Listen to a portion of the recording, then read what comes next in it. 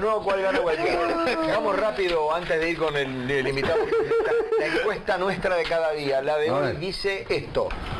Prohíben celulares en primaria en Buenos Aires, salvo para actividades educativas. Quieren fomentar el uso responsable. No solo en Buenos Aires, en Europa se ha extendido por muchas capitales. Sí. ¿Qué pensás? Sí. Una decisión acertada, no estoy de acuerdo, ya era hora y hay otras cosas antes. Y falta la de Bambino, ¿qué es? Ni me va ni me viene. Lo que pasa es que pierde sentido. Prohíben celular en primaria en Buenos Aires, salvo para actividades educativas. Claro. No, prohibilo directamente.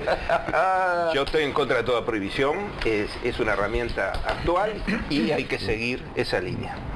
Y educando para cuando y cuando no, porque también es cierto que a veces uno está explicándole... Soy un navegante solitario, claro, en todos los lugares donde a veces uno está explicando algo, el uso del celular. A veces uno está explicando algo y el pibe está acordando a qué hora se va a ver con la novia a las 9 de la noche. Sí, en qué lugar. Es un tema, pero... Vamos a recibir a Pablo Abdala. Gracias, doctor, por estar acá. Muy contento y muy entretenido de escucharme. Sí, claro. Yo en determinado momento pensé que se iba a ir. Claro. Vamos, se levantó y lo agarraron y lo pusieron acá al lado. Lo estuve considerando. Jamás hubiera hecho. Sé a dónde vengo y sé con quién es mejor. No, pero viene muy bien porque fue subsecretario del Ministerio del Interior. Y también con la infancia. Pero además en el INAU. Todos los temas. Son problemáticas que queman las manos, doctor. Son. Estamos inmersos en un tiempo desafiante, complejo, que tiene las características que ustedes dicen. Realmente la sociedad se nos ha deteriorado mucho. La sociedad nacional, pero la sociedad moderna, el tiempo que estamos viviendo. El avance del narcotráfico, sin ninguna duda, es un problema que corta transversalmente a todos los países. Yo he participado y participé en mi condición de subsecretario de algunas actividades en su momento convocadas y coordinadas o por el BID o por la OEA, donde participaban países de las 3 Américas, con más niveles de desarrollo, con menos niveles de desarrollo. Ahora, en las agendas de todos está el tema del narcotráfico y del crimen organizado. Y esto no lo digo como con resignación o como para quedarnos cómodos y tranquilos del mal de muchos, ¿no? No. Está en las agendas de todos los países porque es un problema real. Ahora, le damos una respuesta policial a través de la represión, a través de todas las políticas públicas que en esta materia pueden llegar a conjugarse, pero tengamos en cuenta que en la medida en que no solucionemos las causas, en que no mejoremos el origen del problema, que es la demanda, que es la existencia de un mercado, que va a seguir existiendo, mientras haya mercado, haya consumo y haya demanda, va a seguir habiendo narcotráfico. Y esto tampoco lo digo resignadamente. Pero en eso yo comparto, no es represión. Es combinar represión, porque represión tiene que haber, hay que desarticular las bocas de pasta base, hay que darle golpes al narcotráfico, se le dan golpes al narcotráfico. El área de investigaciones del Ministerio del Interior, créanme, ha tenido un desarrollo y una profesionalización muy grande. Y si lo medís en términos de volúmenes de sustancias incautadas, bocas de pasta base desarticuladas, condenas y formalizaciones de narcotraficantes, ha habido un incremento sustantivo. Ahora, como vos decías, bueno, pero ¿y qué pasó? ¿Por qué la realidad nos sigue desbordando? Y bueno, porque lamentablemente los problemas de salud mental, los problemas de adicciones, los problemas de consumo problemático son cada vez mayores. Y por eso hay que combinar políticas de seguridad, políticas represivas, con políticas sociales. Todos los países tienen un problema en esto, que es la competencia por el reclutamiento. ¿Qué quiere decir esto? Lo que recién decían, cuando salen de la cárcel y no salen con posibilidades de sostenerse, bueno, vuelven al mismo lugar en el que estuvieron cuando cayeron por primera vez y cometieron el primer delito. Y vuelven a vincularse al narcotráfico y vuelven a caer en las redes del dinero fácil, porque no tienen una posibilidad laboral que los sostenga, porque salen con una mano para atrás y otra adelante. Entonces, el tema del reclutamiento de recursos humanos entre el mercado formal, entre la legalidad y el narcotráfico, es donde se juega el partido. Y ahí es donde, en todo caso, lo estamos perdiendo. ¿Está bien? Pero ahí en el presupuesto no está previsto un aumento o algo para los que salen de la cárcel, la retribución, la inserción, ¿no? Mira, yo debo decir algo. El presupuesto a mí no me gusta mucho, me dejó sabor a poco con toda la expectativa que se había hecho. Como recién se decía aquí, en materia de educación hay un retroceso. O sea, no es que no hubo recursos incrementales. Anoche estuvimos hasta las 2 de la mañana, hasta las 2 de la última madrugada, la hora de esta madrugada, con la ANEP. Claramente el Poder Ejecutivo no asignó partidas presupuestales ni para la ANEP, ni para la UTEC, ni para la Universidad de la República. Por lo menos en los términos que esos organismos solicitaron refuerzos. Claro. Para que tengas una idea. La ANEP pidió más de 600 millones de dólares para los 5 años de incremento presupuestal. El gobierno da 60. Da algún dinero para becas, en los 5 años, ¿no? Sí. Para becas, para el bono escolar, que está muy bien, y para alimentación en algunos planes específicos, y punto. Todo lo que concierne a formación docente, infraestructura, universalización de la educación a los 3 años, que estamos liberando una partida en contra de la pobreza infantil. Sí. Bueno, nada de eso aparece. Extensión del tiempo pedagógico, nada de eso aparece. Yo sé que los gobiernos tienen limitaciones presupuestales, por supuesto que las tienen. Ahora, lamentablemente, el presupuesto en eso es muy poco creativo, no incorpora soluciones adicionales a las que ya teníamos, muy novedosas, en los temas sensibles e importantes, más allá del incremento de 140 millones de dólares, pero en un presupuesto de 20.000 millones de dólares como el que tenemos en Uruguay, casi nada. Tampoco es tanto. Y en materia de seguridad, yo debo reconocer, hay recursos para el sistema penitenciario, que a mí me parece muy bien, para impulsar determinadas mejoras por el lado de las políticas de rehabilitación, no solo de la construcción de cárceles, por más que cárceles también hay que construir, entre otras cosas para que los privados de libertad vivan en condiciones de más dignidad, sobre todo en los módulos más complicados, caso módulo 10, módulo 11 del CONCAR. Ahora, no hay mayores recursos para el Ministerio del Interior en la otra fase, en la fase policial, en la fase de persuasión, de prevención, de represión. Allí no hay. Se van a manejar con el presupuesto que tienen, más o menos, con algún pequeño incremento. Y bueno, y eso complica bastante las cosas. Ahora, con eso tenemos que manejarnos.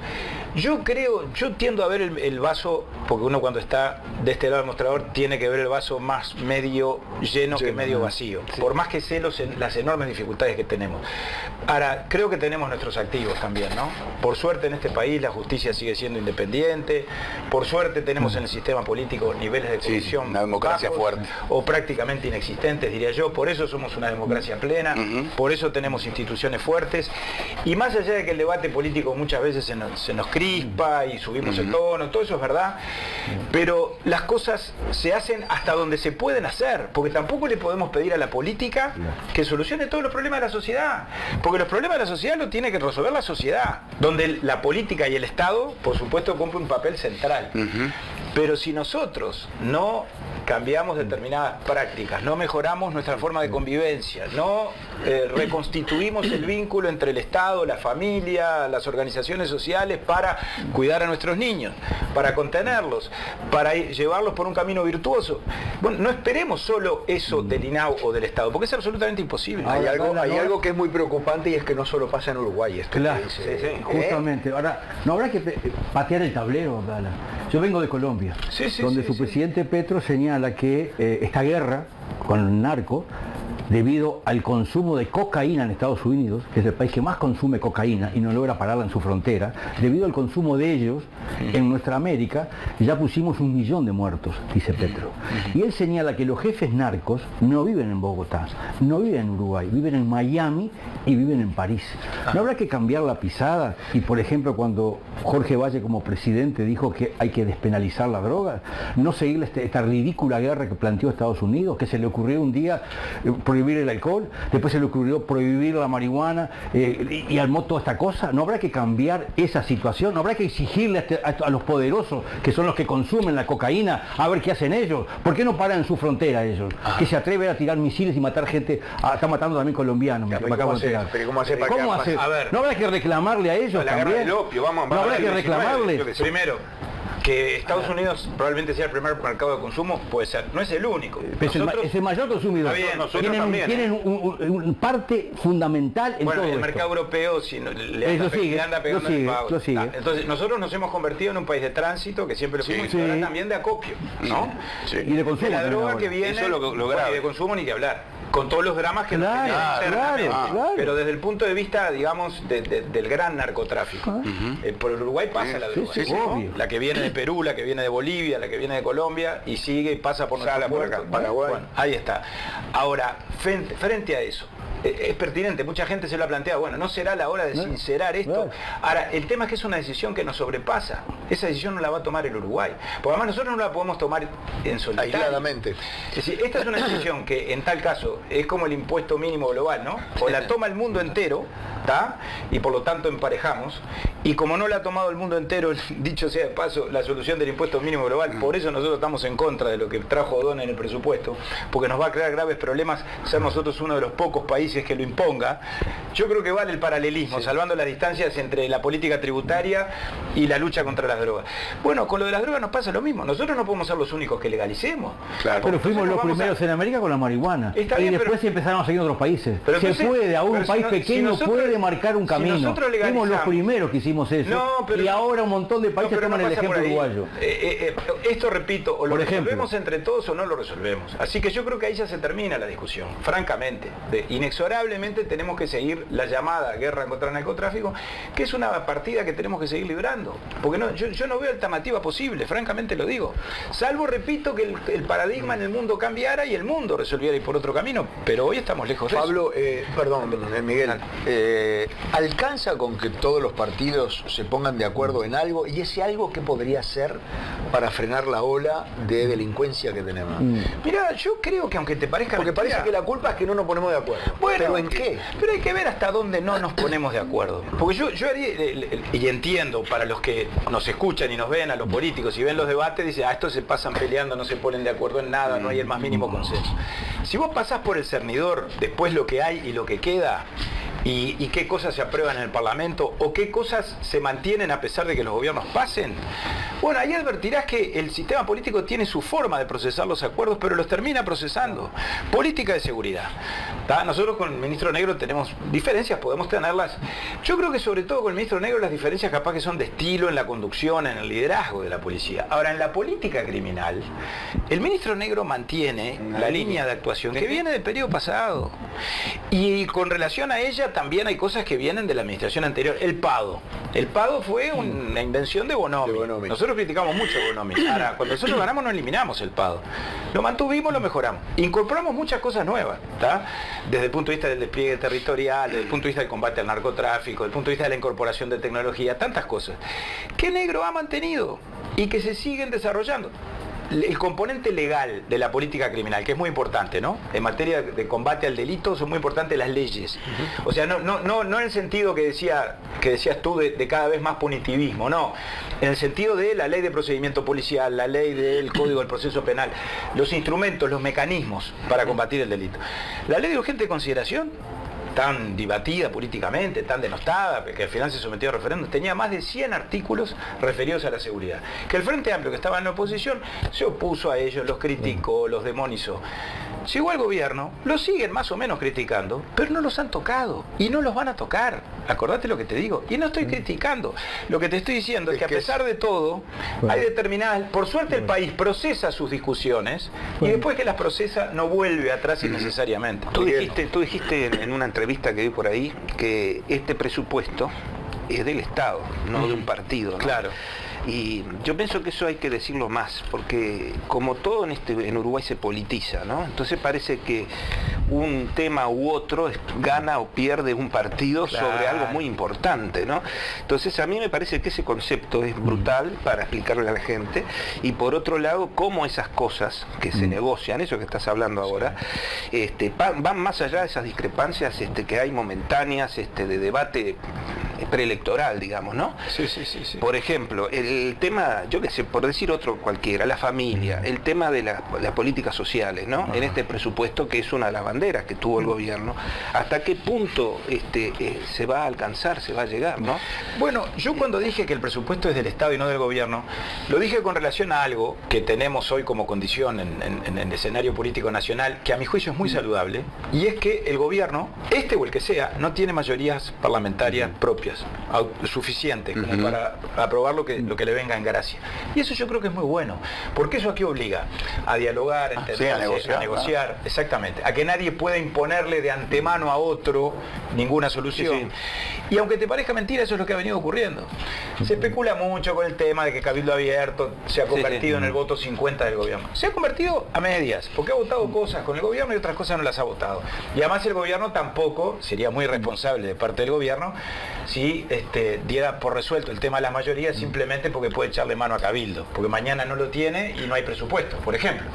Entonces, con relación al presupuesto, el Partido Nacional, a sabiendas de que el gobierno en la Cámara de Diputados tiene 48 votos, no puede aprobar el presupuesto por sí mismo, ya dijo, presupuesto va a haber, el Partido Nacional va a dar los votos para votar en general. Ahora después, porque el presupuesto es muy grande, para avanzar en los contenidos, para definir que el presupuesto valga la pena, que sea un buen presupuesto, no que le sirva al gobierno, que le sirva al país, ahí nos vamos a tener que poner de acuerdo.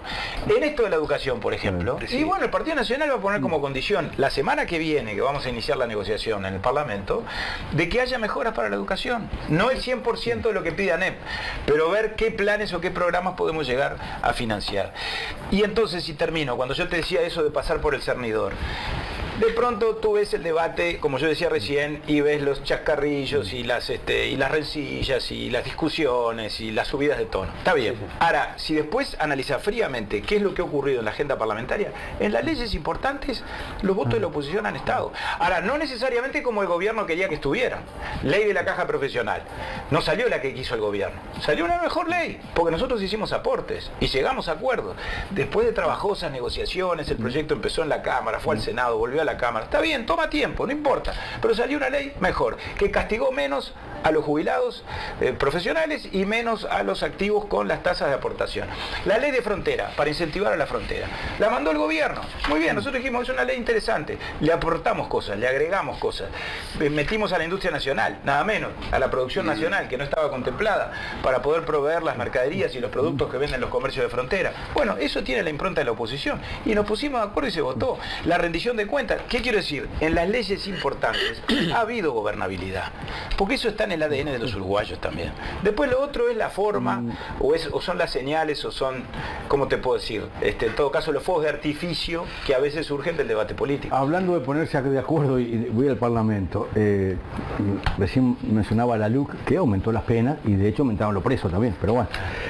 Uno de los artículos de esa famosa LUC fue poner penas a una mujer que por llevar un poquito más de marihuana que la que venden en la farmacia legalmente, le dieron 4 años. Un absurdo, una ridiculez. Una mujer trabajadora, madre de 3 hijos, una ridiculez total.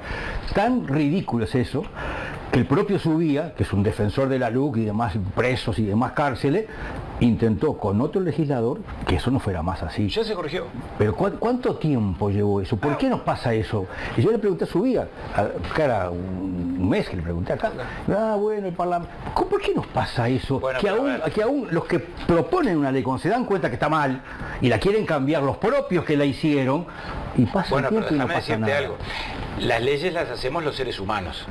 Estamos hablando de una ley que tuvo, yo no me acuerdo cuánto tuvo la LUC, si tuvo más de 400 artículos, pero 100, más de 100, eso me consta. 473. Ahí está. Más de 100 estaban referidos a temas de seguridad. Tú estás mencionando uno puntual, que efectivamente escandaloso. Después en la aplicación se advirtió que como se habían vuelto inescarcelables los delitos de estupefacientes, se daba esta situación de las madres que ingresaban, que es un delito de todas formas, ¿no? Ahora, se corrigió al año siguiente, en una rendición de cuentas se introdujo un articulito, ayudó mucho el comisionado parlamentario ahí, y quedó solucionado. En lo demás ha funcionado muy bien, y te digo más, yo decía antes, más allá de lo penal, todas las normas relacionadas con el procedimiento policial, para solicitar documentos, para controlar vehículos, control de personas, porque, a ver, no podemos reprimir, pero tenemos que reprimir. Obvio. O sea, el delito, el delincuente, ¿no? Algún límite tiene que haber. Exactamente, algo hay que hacer. Obvio. Y esas normas de la LUC fueron muy eficaces. Te lo dice la policía, hablando profesionalmente. Te lo dice el director de la Policía Nacional, que, casualidad, el que estaba en la administración nuestra es el mismo que tiene ahora el ministro Negro, que ratificó en eso de la continuidad que yo te decía, de los 19 jefes de policía que tiene el país, 10 fueron jerarcas policiales en el periodo pasado. Eso también da idea de la profesionalización que yo te decía. Habría que hacer más público eso para que la gente yo vea lo digo siempre. Porque la percepción que uno tiene es que los que llegan hablan mal del anterior, no importa por cuál eso sea. lo que yo le planteé al principio, que yo creo que igual bueno. Ahora, hay diferencias, capaz que lo ideológico es cada vez menos referido a temas vinculados con la legislación, con lo programático. Ahí como que las cosas, la brecha se va cortando. Por lo menos con relación, o sea, reconozco también que en el frente y en la izquierda hay sectores que todavía quedaron anquilosados en la década del 60. Sí. Con esos sectores nosotros no vamos a poner de acuerdo nunca. Ahora, con el señor O'Donnell, yo conceptualmente tengo muchas coincidencias. Cuando el propio O'Donnell te dice, no, lo del impuesto a los ricos es un invento, porque en realidad lo único que va a hacer es ahuyentar inversiones, y los impuestos no hacen por sí mismos la justicia social. Los impuestos son instrumentos para recaudar, y tienen que recaudar lo razonable, lo posible, porque si vos grabás exageradamente una actividad, lo que vas a hacer es anularla, o que se aumentar la evasión a otro lado. Entonces, y después con lo que se recaude de esos impuestos razonables y legítimos, a través del gasto, financiar las políticas sociales, redistribuir. Y yo en ese concepto estoy de acuerdo. El tema ese de sacar el secreto bancario sin que pase por el juez, eso está mal. Eso no lo vamos a parece votar. que no hay garantías. No, eso no lo vamos a votar. Y el propio O'Donnell se ha dado cuenta y nos han dicho, vamos a ver, que antes de la semana que viene o la semana que viene va a venir un sustitutivo que lo va a corregir. Te quería, volviendo un poco al tema de las cárceles, que lo tratamos y Pablo fue claro en ese aspecto. Pablo, no es solución el tema de que las cárceles pasen a manos de privados y salga de la órbita del Ministerio del Interior, algo que se ha hablado en alguna oportunidad. ¿Cuál es tu opinión al respecto? Mi opinión es que hay determinados cometidos, porque eso también el país ha ido laudando esas discusiones a través del tiempo, ¿no? Yo te ponía otros ejemplos de cosas que van quedando. Vos acordate las cosas que nos dijeron, vos ya estabas, por supuesto, hacía rato en el periodismo, cuando la ley de puerto del año 92. La izquierda dijo que vendíamos el patrimonio.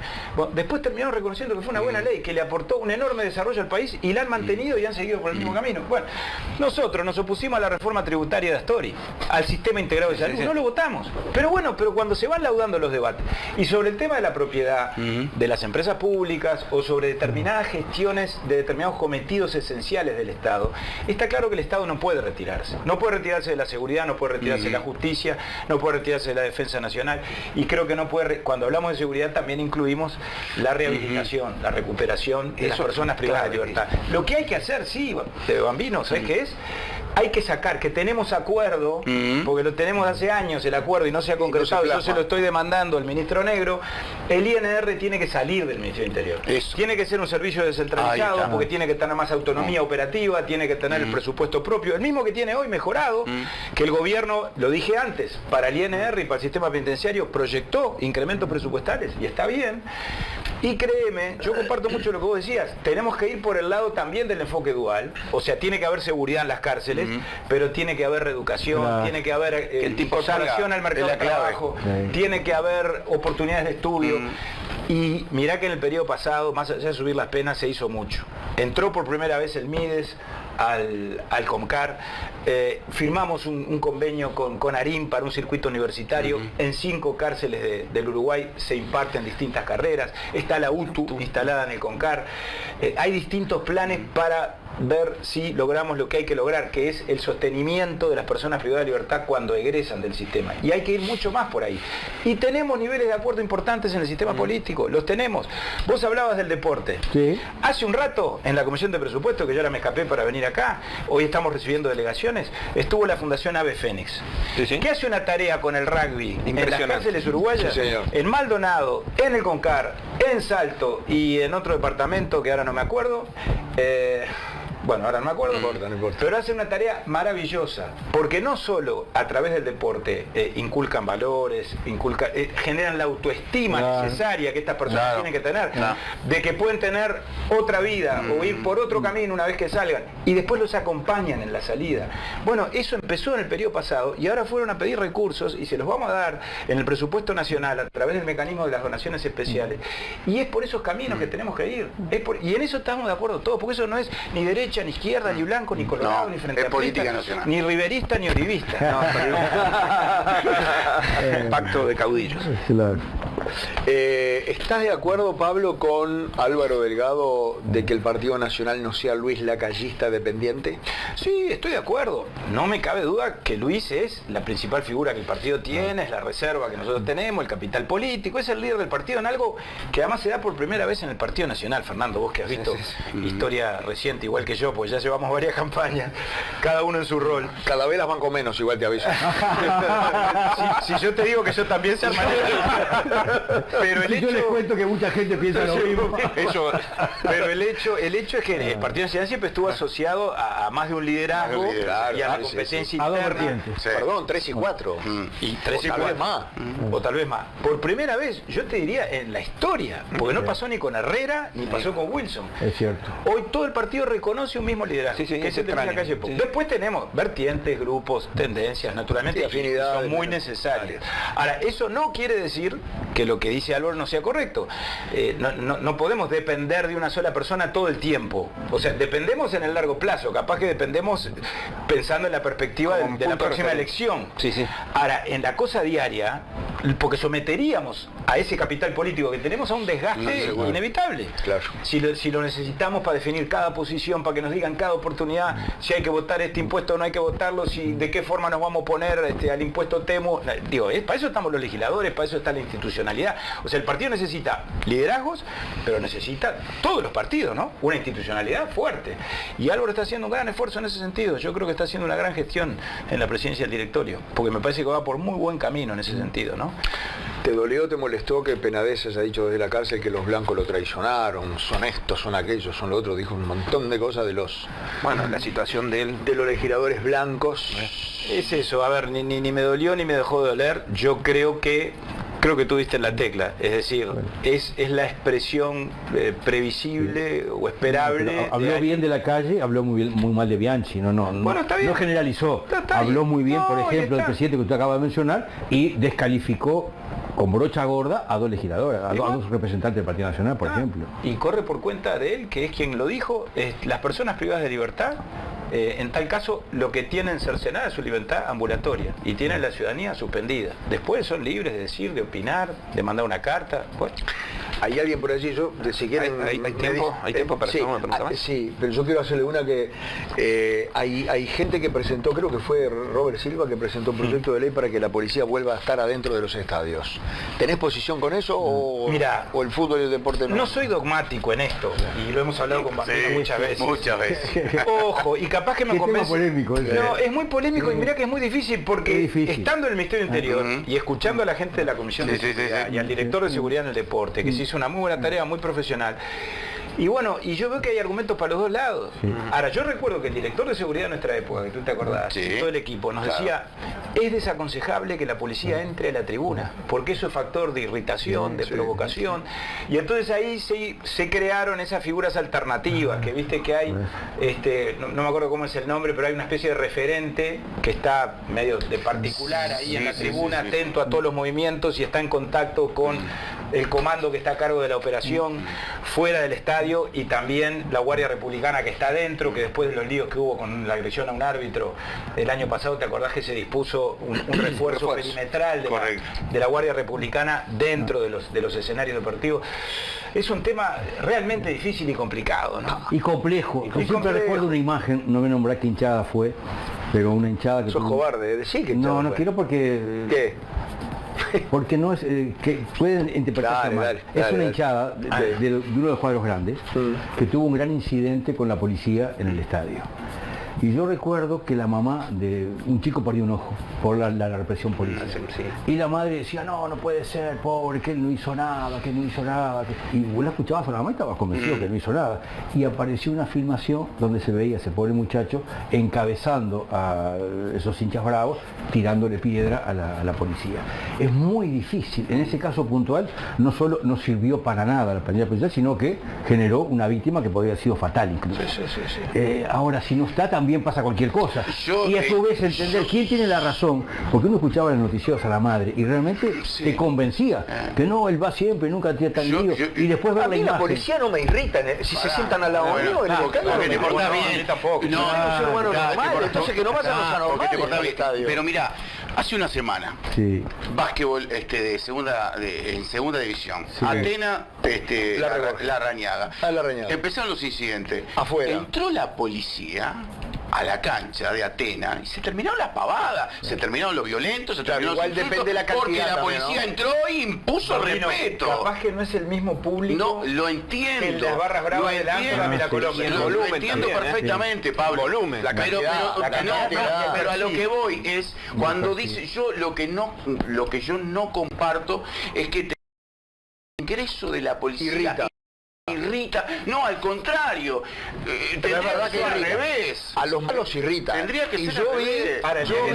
El día que los irrite y se arme la gresca. Claro. Sí, claro. La Ámsterdam o la Colombia es una guerra, ¿no? Una batalla campal con varios muertos. Mueren 200 personas. Tal cual. Ahora, ¿sabés qué? Está bien, es válido el debate, es legítimo. Yo lo que intentaría antes, ¿sabés qué es?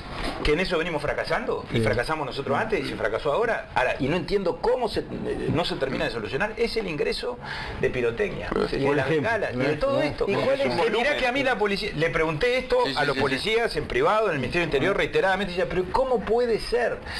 Y me decían, doctor, el tema es que esto no entra por la puerta principal. Dice, nosotros hacemos la revisión de la tribuna, ahí hay connivencia de alguien. ¿Cuál es el problema? No sé si son los clubes, no sé si es la gente de CAFO, no sé, no quiero acusar a nadie. Para agregar un elemento más complejo, agregar un elemento más complejo también, y esto sí el evaluador. Hace tiempo que no habla. Lo viví como hincha, en la Ámsterdam lo viví como hincha. Cuando estaba medio tranquila la tribuna, un granadero con el palo golpeaba la bandera de Peñarol desde abajo, desde la talud. Yo decía, ¿para qué hace eso? Y por supuesto nadie le decía nada. Y obvio, en todos lados hay desubicados. Es lo que te quiero decir, para hacerlo más complejo todavía, supongamos que entra o que no entra, encima tenés que prever cosas que son como impensables. ¿Quién se le puede ocurrir que cuando está la tribuna tranquila, un granadero ostentosamente salía, yo pregunto, yo le pregunto a mi colega periodista deportivo, porque los periodistas deportivos tienen todo el mismo discurso. Sí, claro. Si solamente ponemos hinchada locataria, es un camino del cual no volvemos más. Y no volvamos más. Pero no hay más heridos, no hay más heridos, no hay más lío, no hay más represión, no hay más problemas, no hay más discusión. Ya estaba previsto en el reglamento que vos a los estadios no podías ingresar bandera de más grande que 2 por 1. 2 por 1. Y ahora, no hay una sola bandera. ¿Se armó lío? ¡No! Van los revoltosos y te colé con la bandera. Racing Vélez por la Copa Libertadores, tremendo partido. Pero en Vélez solo hincha de Vélez y en Racing. ¿Qué pasó? Pero estamos hablando de acá, Fernando. Las banderas no dejaban ver a la gente. Ibas a las canchas chicas y quedaba todo el alambrado tapado de bandera en el Estadio Centenario. Ahora no se puede jugar solo con público local. Decime por qué no. ¿Por qué no se puede jugar solo con público local? Y porque es una derrota. ¿De qué? Es una derrota. ¿Y dónde la el tema es que en el parque, el campeón del siglo, es complicado. En el estadio, ¿ves? Ahí lo maneja. Porque es grande. Porque ahí se manejan los operativos policiales, yo qué sé, ya lo tienen muy estudiado. Juego en el estadio Peñarol, solo hincha Peñarol. Y los de Nacional lo miran por televisión, no hay problema. Pero hay cosas peores en la vida. Ya lo sé, lo tengo. Como por ejemplo perder un clásico. Claro. Por 3 goles. O ganar uno con el estadio vacío, pero dejando afuera. Claro. Jugar sin hinchada también. No genera violencia. Gracias. Encantado. Como siempre, gracias por muy amable, muy amable. Un gusto estar acá. Varias cosas a favor. La primera, que no huyó cuando escuchaba nuestra discusión. La segunda, que lo paseamos por todos los temas y respondió a todo. A ninguno le huyó. Y la tercera, que para estar acá huyó también, pero de palacio. Bueno, eso lo hizo por su salud mental. Vino bárbaro, entendí mucho. ¿Te parece, Fernando, si para despedir a Pablo, bueno, vamos y nos damos una vuelta por Canelones, que tienen